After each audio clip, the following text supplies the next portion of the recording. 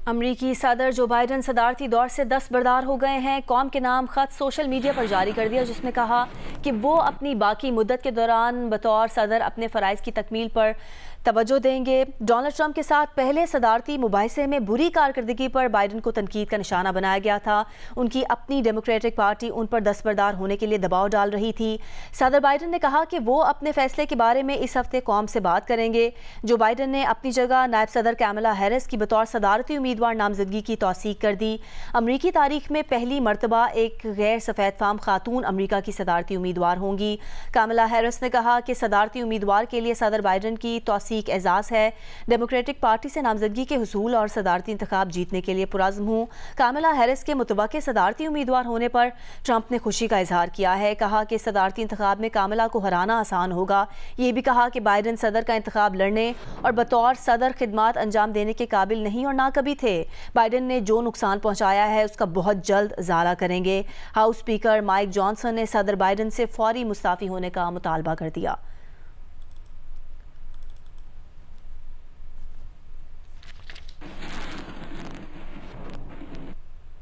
अमरीकी सदर जो बाइडन की कैमला हैरिस को सदारती उम्मीदवार नामजद करने पर डॉक्टर मलीहा लोधी ने तबसरा किया है कि कोई डेमोक्रेट सदारती उम्मीदवार डोनाल्ड ट्रंप को नहीं हरा सकता। रिपब्लिकन पार्टी के रहनुमा अर्जुमन हाशमी का कहना है कि कैमला हैरिस की बजाय कोई दूसरा डेमोक्रेट उम्मीदवार बेहतर कारकर्दगी दिखा सकता था, मगर डोनाल्ड ट्रंप के सामने कैमला हैरिस का जीतना तकरीबन नामुमकिन है। पाकिस्तानी अमरीकी कारोबारी शख्सियत तनवीर अहमद ने कहा कि इंतखाबी मुहिम के लिए मुख्तस जो रकम जो बाइडन फौरी कैमला हैरिस को दे दें ताकि वो अपनी मुहिम पर तवज्जो दे सके, क्योंकि डेमोक्रेट्स के लिए चैलेंजेस बढ़ते जा रहे हैं।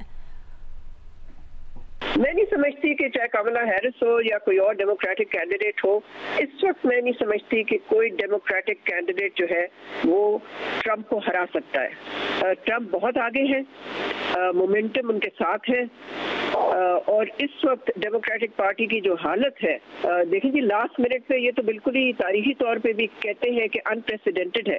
पहले इस तरह से कभी नहीं हुआ कि बिल्कुल एन इलेक्शन से कुछ ही महीने पहले जो इनका मेन कैंडिडेट है वो विड्रॉ कर जाता है। तो मैं नहीं समझती कि जिस मर्जी कैंडिडेट को वो लोग नॉमिनेट करें, चाहे वो कमला हैरिस हो, चाहे वो खातून हो, चाहे वो मर्द हो, मैं नहीं समझती कि उसके चांसेस ब्राइट होंगे। कमला हैरिस का इलेक्शन जीतना बहुत मुश्किल है।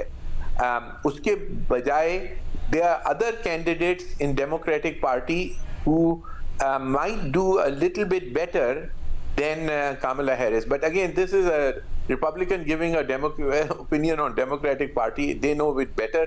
But ये मेरा अपना ज़ाती ख्याल है कि Kamala Harris का जीतना against Donald Trump is next to impossible.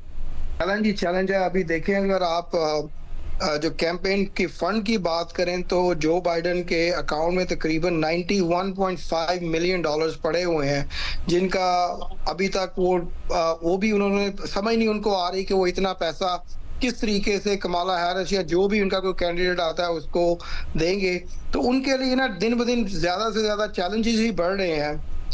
अगर देखा जाए तो मेरे ख्याल में इनको जितनी जल्दी हो सके कमला हैरिस को वो पूरे डेलीगेट्स दे देने चाहिए ताकि वो अपना फोकस करें कैंपेन पे।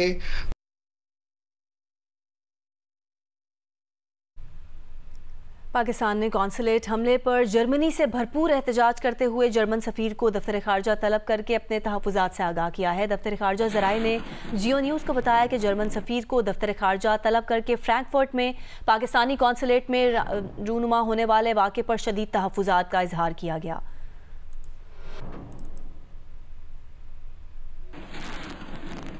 जर्मनी के शहर फ्रैंकफर्ट में पाकिस्तानी काउंसिल खाने पर हमले और पाकिस्तानी परचम की बेहुरमती पर पाकिस्तान ने सख्त रद्द अमल दिया है। काउंसिल खाने के तहफ़्फ़ुज़ में नाकामी पर इस्लामाबाद में जर्मनी के सफ़ीर को दफ्तर खारजा तलब करके शदीद एहतजाज किया गया। पाकिस्तानी काउंसिल खाने पर हमला आवर अफगान शहरियों के खिलाफ सख्त एक्शन का मुतालबा किया गया। वज़ीर दिफा ख्वाजा आसिफ ने अफगानों को एहसान फरामोश करार देकर पाकिस्तान में मौजूद अफगान शहरियों की मेहमान नवाजी ख़त्म करने का इशारा दिया। कहा, ये लोग पाकिस्तान को बुरा कहें, परचम की बेहुरमती करें और पाकिस्तान इनकी मेज़बानी करे, ये कैसे हो सकता है? मेहमान नवाजी की भी हद होती है। आप देखें ये कितने एहसान फरामोश लोग हैं। हमने उनके साथ जंग लड़ी, उनके लिए जंग हमने लड़ी। और अमेरिका के इत्तेहादी बने, रूस के साथ जंग लड़ी, सोवियत यूनियन के साथ जंग लड़ी। मेहमान नवाजी की को आदत होती है, ये हमें गाली दें, पाकिस्तान को गाली दें, पाकिस्तान की सालमियत के ख़िलाफ़ जो है वो बातें करें, बाकायदा मुजाहरे करें, झंडा हमारा जलाएं। मैं समझता हूँ कि पाकिस्तान को अपनी मेहमान नवाजी के ऊपर भी नज़रसानी करनी चाहिए। वज़ीर इत्तलात अता तारिर ने खबरदार किया है कि अगर कोई पाकिस्तानी फ्रैंकफर्ट वाक़े में मुलविस निकला तो उसका शनाख्ती कार्ड और पासपोर्ट मनसूख कर दिया जाएगा। चेयरमैन नादरा को हमने रिक्वेस्ट की है कि वो इस वाक़े का लेते हुए इस वीडियो को एसरटेन करें कि इसमें कोई पाकिस्तानी शहरी थे या नहीं थे, या ये सिर्फ एक मुल्क के बाशिंदे थे जिन्होंने पाकिस्तानी परचम की बेहुरमती करने की कोशिश की, जो कि ना काबिल कबूल है। इट इज़ अनएक्सेप्टेबल, किसी सूरत भी ये काबिल कबूल नहीं है। तो ये इस वाक़े में भी अगर कोई पाकिस्तानी शहरी मुलविस निकला कि जो अक्सर ये उकसाते हैं लोगों को, बानी चेयरमैन PTI, और कहते हैं कि तशद्दुद की सियासत करो, हमला कर दो, मार दो, आग लगा दो, जलाओ घेराव करो, तो it is for sure, make no mistake, इसमें कोई इब्हाम ना रहे कि ID कार्ड ब्लॉक होगा, पासपोर्ट भी कैंसिल होगा और सख्त तरीन कार्रवाई जो अमल में लाई जाएगी। सेंट्रल पावर परचेजिंग एजेंसी ने जून की फ्यूल प्राइस एडजस्टमेंट के लिए नेपरा को दरख्वास्त कर दी है। जून की फ्यूल प्राइस एडजस्टमेंट के तहत फी यूनिट ₹2.11 इजाफा मांगा गया है। नेपरा CPPA की दरख्वास्त पर समाअत की तारीख मुकर्रर करेगी। दरख्वास्त मंजूर की गई तो सारिफीन पर सेल्स टैक्स समेत 30 अरब रुपए तक इजाफी बोझ पड़ सकता है।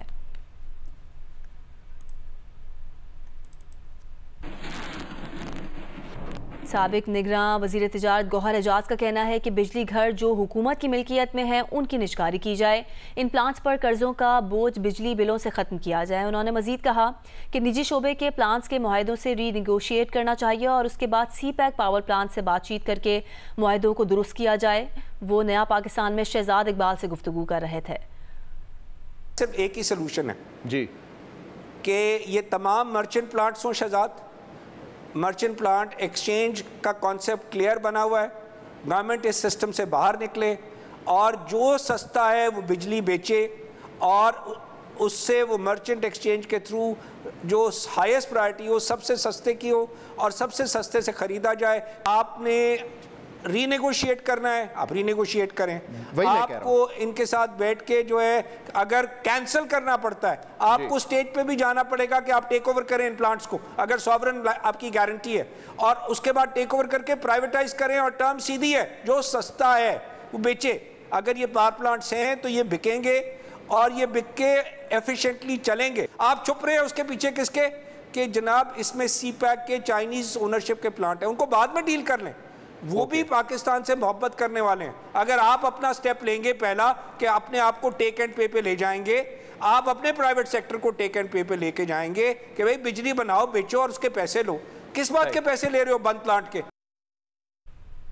वफाकी वज़ीर तवानाई अवैस लगारी का कहना है कि चीनी बिजली घरों को दरामदी कोयले की बजाय थर का कोयला इस्तेमाल करने का कहेंगे। इसके इस्तेमाल से तवानाई बिजली की कीमत पर बहुत बड़ा असर पड़ेगा। मुनाफे की वापसी आसान होगी, डॉलर की सूरत में बेहतर मुनाफे की पेशकश होगी। मकामी कोयले के इस्तेमाल से बिजली में ₹2.5 यूनिट कमी हो सकती है। पाकिस्तान को दरामदात में सालाना 200 अरब रुपये से ज़्यादा की बचत हो सकती है। गैर मुल्की खबर एजेंसी से गुफ्तगू में अवैस लगारी का मजीद कहना था कि हुकूमत का बड़ा चैलेंज बिजली की तलब में कमी रोकना है। पिछले 1.5 साल में तलब में कमी का रुझान देखा है। तवानाई की कीमतें माकूल हद पर लाने तक ये रुझान जारी रहने की तवक्को है। सालाना 100 अरब रुपए का गर्दिशी कर्जा कम करने के लिए स्ट्रक्चरल रिफॉर्म्स नाफिज कर रहे हैं।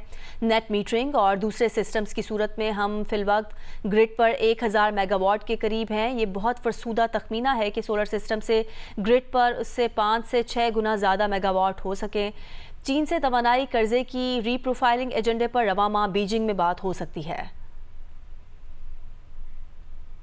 अडियाला जेल में बानी PTI और बुशरा बीवी के खिलाफ 2 केसेस की समाअत आज होगी। तोशाखाना के नए रेफरेंस में गिरफ्तारी के बाद 8 रोज़ा जिस्मानी रिमांड पूरा होने पर दोनों मुल्जिमान को अदालत में पेश किया जाएगा, जबकि 190 मिलियन पाउंड रेफरेंस में साबिक वफाकी वजीर जुबैदा जलाल और साबिक वजीर आला खैबर पख्तूनख्वा परवेज खटक के बयानात पर जिरा होगी। नैब ने 13 जुलाई को तोशाखाना के नए रेफरेंस में बानी पीटीआई और बुशरा बीबी को अडयाला जेल में ही गिरफ्तार किया था। नैब हुकाम ने 14 जुलाई को दोनों मुल्जिमान का 8 रोज़ा जिस्मानी रिमांड हासिल करके अडयाला जेल ही में तफ्तीश शुरू की थी। 7 रोज़ मुसलसल तफ्तीश के बाद नैब हुकाम आज बानी पीटीआई और बुशरा बीबी को एहतसाब अदालत में पेश करेंगे।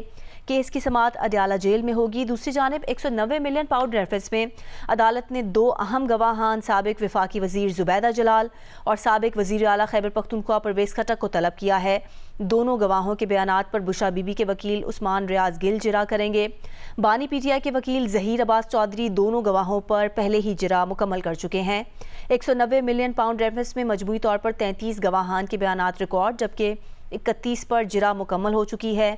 दोनों केसेस की समाअत एहतसाब अदालत के जज मोहम्मद अली वड़ाइच अडयाला जेल में करेंगे।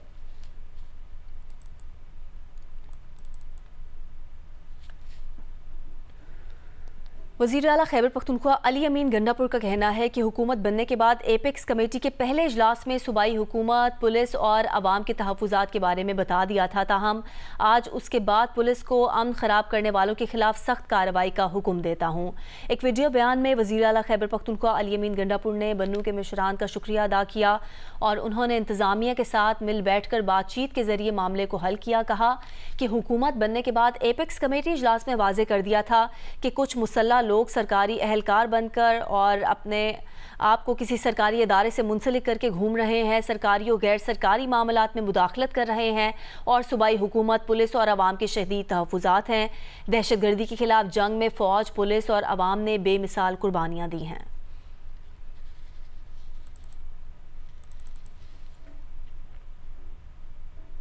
बन्नू वाक़यात पर महकमा दाखिला खैबर पख्तूनख्वा की जानिब से जारी बयान में बताया गया है कि 15 जुलाई को सप्लाई डिपो के गेट पर खुदकुश हमले में 8 सिक्योरिटी एहलकार और 3 शहरी शहीद हुए। हमले का पाक फ़ौज ने बहादुरी से जवाब दिया। महकमा दाखिला की जानिब से जारी बयान में कहा गया है कि 19 जुलाई को सियासी समेत ताजिर बिरादरी का इज्तिमा हुआ जो पुरअमन तौर पर ख़त्म हुआ। इस दौरान मुजाहिरीन की आड़ में कुछ शरपसंदों ने पथराव किया। सिक्योरिटी फोर्सेज के सप्लाई डिपो पर जगह जगह लगाए गए खैमों को आग लगा दी गई। डिपो की दीवार को गिरा दिया गया और फायर किया गया। महकमा दाखिला के मुताबिक पुलिस ने सूरत हाल का जायजा लिया और उन्हें वहां से निकालने की पूरी कोशिश की। इस दौरान एक शख्स जाँ बहक जबकि 25 जख्मी हुए। 40 रुकनी जिरगा को मसले को बाहमी तौर पर हल करने के लिए कायम किया गया। जिरगे ने मुजाहिरीन के 16 पॉइंट्स एजेंडा को सामने लाया। इन नुकात पर गौर किया जा रहा है, जो हल हो सकते हैं उसको फौरी तस्लीम किया जाएगा।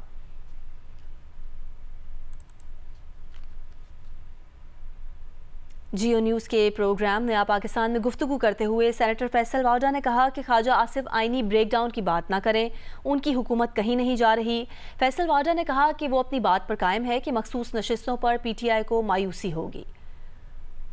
अभी तो ना टेक्नोक्रेट्स हैं, ना कोई मार्शल लॉ है, ना ऐसी कोई सूरत हाल है। गवर्नमेंट को तो कहीं से कोई खतरा नजर नहीं आ रहा। गवर्नमेंट को खतरा अपने इन साइड जो फाइट चल रही है नून लीग के अंदर इक़्तिदार की, कोई चचा का झगड़ा चल रहा है, कोई चचा के बच्चों का झगड़ा चल रहा है, कोई एक पार्टी का है, कोई लीग नवाज साहब का है, कोई शहबाज साहब का है, कोई बेटी का है, वो अपने झगड़े निपटाए ना। आज़ाद कबीले के सेनेटर से कहना चाह रहे हैं कि ख्वाजा आसिफ साहब को एक कॉन्फिडेंस दे कि अक्टूबर के बाद कम वोट में आप ठीक है, इलेक्शंस को कोई कलदम करार नहीं देने जा रहा है। मैं आपके तवज्जो कह रहा हूं ख्वाजा आसिफ साहब को कि मैं आके उनको कॉफी पिलाऊंगा, वो कुछ सब तसल्ली में रहे। और उनका इलेक्शन कहीं नहीं जा रहा, वो कलदम कोई करार नहीं दे रहा। कोई प्रॉब्लम नहीं, कोई आप अपने वजन से ना गिर जाएं, आप अपने घर के अंदर के झगड़े सीधे कर लें, आप बिल्कुल सुकून से चाय पिए, तस्बीह पढ़ें। आपने बहुत सारी पेशन गोइयां की, ठीक साबित हुई है, लेकिन अभी मैं देख रहा था क्योंकि पिछले मेरे प्रोग्राम में आपने कहा था, जब मैंने आपसे पूछा कि क्या पीटीआई या सुन्नी इत्तेहाद काउंसिल को रिजर्व सीट मिलेंगी, आपने कहा सख्त मायूसी होगी, वो आगे होगा नहीं। मैं तो अब देखिए, जो मैंने आपको शो पे कहा था, मैं आपको आज मायूसी होगी सुप्रीम कोर्ट, मैं आपको कह रहा हूं कि फैसले से मायूसी होगी, मायूसी होगी, हाँ 100% होगी। जहलम में मुबैना पुलिस मुकाबले के दौरान एएनएफ के 3 एहलकारों को शहीद करने वाले 2 मुल्जिमान मारे गए। पुलिस मुकाबले में 2 पुलिस एहलकार जख्मी भी हुए। डीपीओ के मुताबिक गिरफ्तार मुल्जिमान को रिकवरी के लिए ले जाया जा रहा था कि मित्याल के इलाके में मुल्जिमान के साथियों ने पुलिस पार्टी पर हमला कर दिया। हमले में ज़ेरे हिरासत दोनों मुल्जिमान मारे गए और 2 पुलिस एहलकार जख्मी हो गए। डीपीओ के मुताबिक मारे गए दोनों मुल्जिमान ने 1.5 माह कबल ताक़ुब करने वाले एएनएफ के 3 एहलकारों को डोमेली मोड़ पर फायरिंग करके शहीद कर दिया था, जिन्हें पुलिस ने गवादर के रास्ते ईरान फरार होते हुए गिरफ्तार किया था।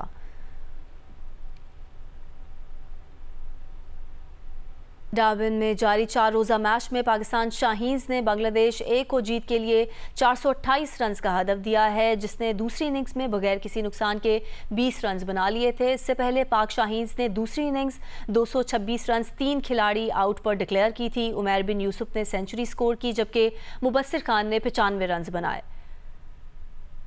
डार्बिन में जारी मैच के तीसरे दिन फास्ट बॉलर खुर्रम शहजाद की तबाहकुन बॉलिंग के बायस बांग्लादेश ए की पहली इनिंग्स 266 रन पर सिमट गई। शादमान इस्लाम 88 रन के साथ टॉप स्कोरर रहे। खुर्रम शहजाद ने 72 रन के एवज 6 विकेटें हासिल की। पाकिस्तान शाहीन्स ने दूसरी इनिंग्स 201 रन की बढ़तरी के साथ शुरू की और 3 विकेट पर 226 रन बनाकर डिक्लेयर कर दी। उमैर बिन यूसुफ 100 रन बनाकर नॉट आउट रहे। मुबस्सिर खान 95 रन बना सके। बांग्लादेश को जीत के लिए 428 रन का हदफ मिला और खेल के खत्म तक उसने बगैर नुकसान के 20 रन बना लिए। मैच के आखिरी दिन बांग्लादेश को मजीद 408 रन बनाने हैं। पंजाब में पहली रेस्क्यू एयर एम्बुलेंस सर्विस ने काम शुरू कर दिया है। मियांवाली से खातून मरीजा को इलाज के लिए पिंडी पहुंचा दिया गया। वज़ीर आला पंजाब मरियम नवाज ने कहा कि एयर एम्बुलेंस चलाने का वादा सिर्फ 4 माह में पूरा कर दिया। पंजाब में सरकारी सतह पर रेस्क्यू एयर एम्बुलेंस सर्विस का आगाज। मियांवाली की रिहायशी 40 साल हलीमा बीबी 2 रोज कबल छत से गिरकर मफलूज हो गई थी। जान बचाने के लिए उसे किसी बड़े अस्पताल में मुंतकिल करना जरूरी था। डिस्ट्रिक्ट हेडक्वार्टर अस्पताल मियांवाली के सर्जन के राब्ते करने पर secretary emergency services doctor Rizwan Naseer ने ऑपरेशन की निगरानी की और हलीमा बीबी को रावलपिंडी मुंतकिल कर दिया। हलीमा बीबी के अहले खाना बहुत खुश, कहते हैं कि वो वज़ीर आला मरियम नवाज के शुक्रगुजार हैं। वो उनके लिए रहमत का फरिश्ता साबित हुई। मियांवाली में इलाज नहीं हो रहा है इसका, और इधर मरियम नवाज का शुक्र अदा करते हैं। मरियम नवाज को पता चला मरियम नवाज ने हमारे लिए जहाज भेज दिया है इस्लामाबाद पिंडी में इसका इलाज करने के लिए। मरियम नवाज ने सोशल मीडिया पर अपने बयान में लिखा कि नवाज शरीफ की हदायत पर पंजाब की आवाम से किया एक और वादा अल्हम्दुलिल्लाह पूरा कर दिया। मियांवाली की मरीजा को फौरी रेस्क्यू करके गोल्डन आर्म में रावलपिंडी मुंतकिल किया और फौरी इलाज की सहूलतें फराहम की। बेहतरीन और बरवक्त इलाज पंजाब के हर शहरी का हक है। वज़ीर इत्तलात पंजाब अस्मा बुखारी कहती हैं कि अल्हम्दुलिल्लाह जो काम 76 साल में बार बार वादों के बावजूद ना हो सका, वो सिर्फ 4 माह से भी कम वक्त में मुमकिन कर दिया। इसे खिदमत कहते हैं, जो मरियम नवाज के हर वादे की तकमील की सूरत में आवाम देख रही है। हर वादा और मंसूबा रिकॉर्ड वक्त में पूरा होगा। उम्मे फरवाद, जियो न्यूज़, लाहौर।